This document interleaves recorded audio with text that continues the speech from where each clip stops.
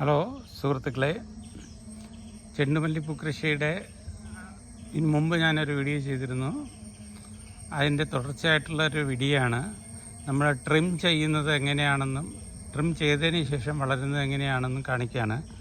Trim ചെയ്തതിന് ശേഷം കണ്ടോ, മുകളിൽ വെച്ച് ട്രിം ചെയ്ത് കണ്ടോ, ട്രിം ചെയ്തതിന് മേളിൽ ഇങ്ങനെ പൊട്ടിക്കളിക്കാൻ തുടങ്ങും.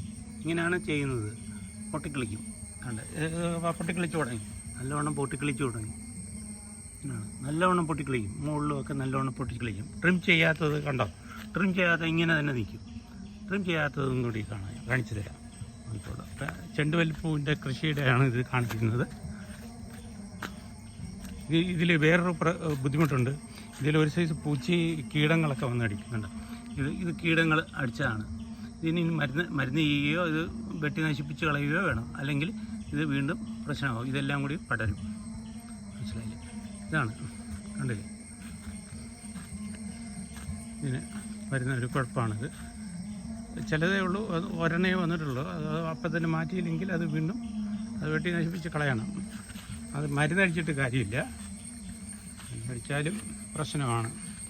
കളകൾ കളരുന്നത് നമ്മൾ എടുത്ത് കളയണം. ഇത് മാത്രമേ അതിനുള്ള നല്ല പൂക്കൾ കിട്ടുകയും ഇരിക്കുകയും ചെയ്യുള്ളൂ. പരിപാലനം വേണം. നല്ല പരിപാലനം ഉണ്ടെങ്കിൽ മാത്രമേ നമുക്ക് കിട്ടുകയുള്ളൂ.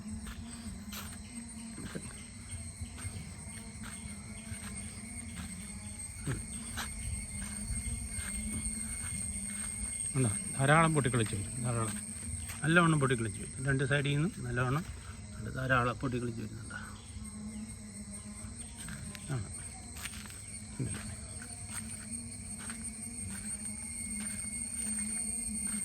കളകൾ വളരുന്നുണ്ട്.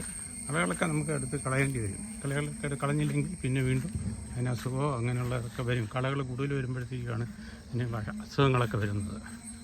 പൊട്ടിക്കളിച്ച് തുടങ്ങി പ്രൂൺ ചെയ്തതിന് ശേഷം നിർത്തിയിരിക്കുന്നതാണിത്. പ്രൂൺ ചെയ്തതിന് ശേഷമുള്ളതാണ്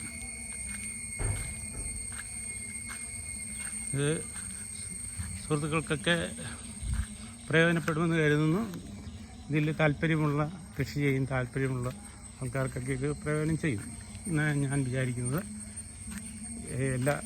എല്ലാ അറിവുകളും ഒന്നും ഇല്ലെങ്കിൽ തന്നെയും എൻ്റെ പരിമിതമായ അറിവുകൾ വെച്ച് പറയുന്നതാണിത്.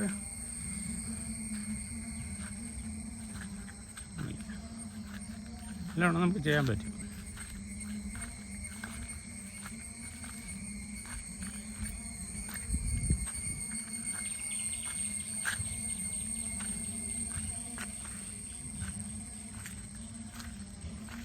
പൂവൊക്കെ പിടിക്കുമ്പോൾ നല്ല ഭംഗിയായിരിക്കും, നല്ല കാണാനൊക്കെ നല്ല ഇതായിരിക്കും എന്ന് പ്രതീക്ഷിക്കുന്നു. ചിലതിൽ വളർച്ച കുറഞ്ഞതും ഉണ്ട്, ചിലതൊക്കെ വളർച്ച കുറഞ്ഞു. അപ്പം അത് പല കാരണങ്ങളും ഉണ്ടാകും.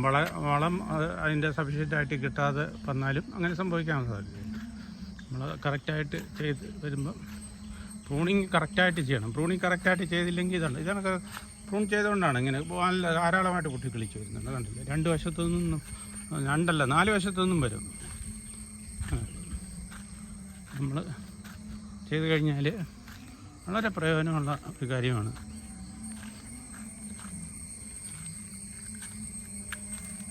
എല്ലാം കൊടുക്കുന്നുണ്ട്.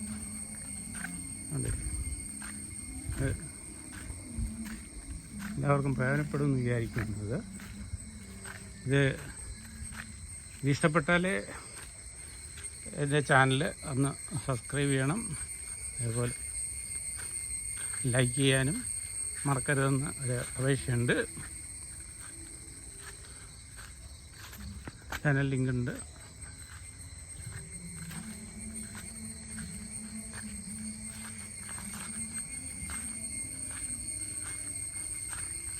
പൂ പിടിച്ചതിന് ശേഷം ഞാൻ വീണ്ടും നിങ്ങൾക്ക് ഇതിനെക്കുറിച്ച് ഇടുന്നതാണ്.